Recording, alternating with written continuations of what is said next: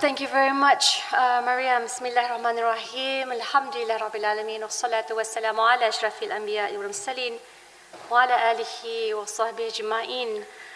It brings me such great pleasure here, and I think one of the key personalities that have provided so much hope, impetus, and inspiration is, of course, Her Highness Sheikha Moza, but the entire, I would say, Qatar government, because I think you really have led with a moral compass. I have two other esteemed panelists. I wanted to give a shout out to not just Dr. Sharifa, but also Her Excellency Alison, who's Ambassador to Ireland. Assalamu alaikum wa rahmatullahi wa barakatuh. Salam Malaysia Madani, which means civilization, taken from the Arabic verb madana. And I felt it was so relevant because we're speaking about education being in peril, and any civilization really can only survive dependent on the ability for boys and girls to continue their lives, their education, their right to healthcare, without any risk of dying, of being maimed, and so on and so forth. I think the first bit I want to start with is the fact that we are here today and we're looking at the conflict, the genocide, not just in Gaza, but Sudan, Congo, so many areas, and I think the last count was more than 30 conflicts worldwide. It's as if we've forgotten the lessons of the pandemic. During the pandemic, in Malaysia, in my last position as Member of Parliament, we conducted a multidimensional poverty study, a poverty index to look at the multidimensional impact of COVID on the lives of the bottom households, the poorest households, the most vulnerable segments.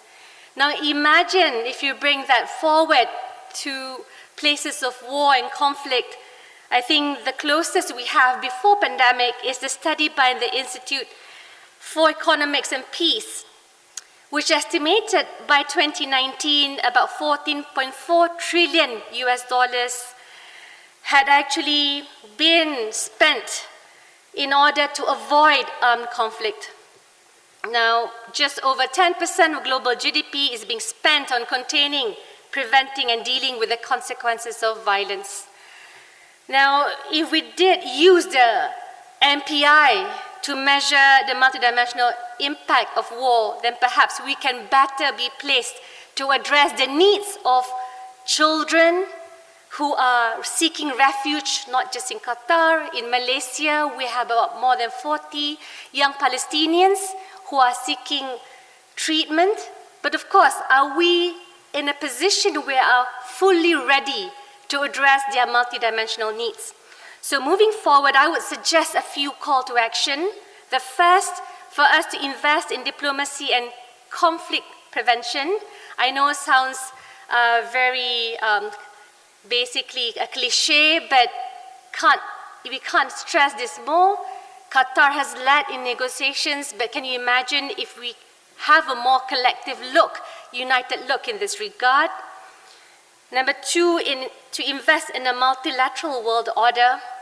I believe the dominance of hegemons often exacerbates global instability.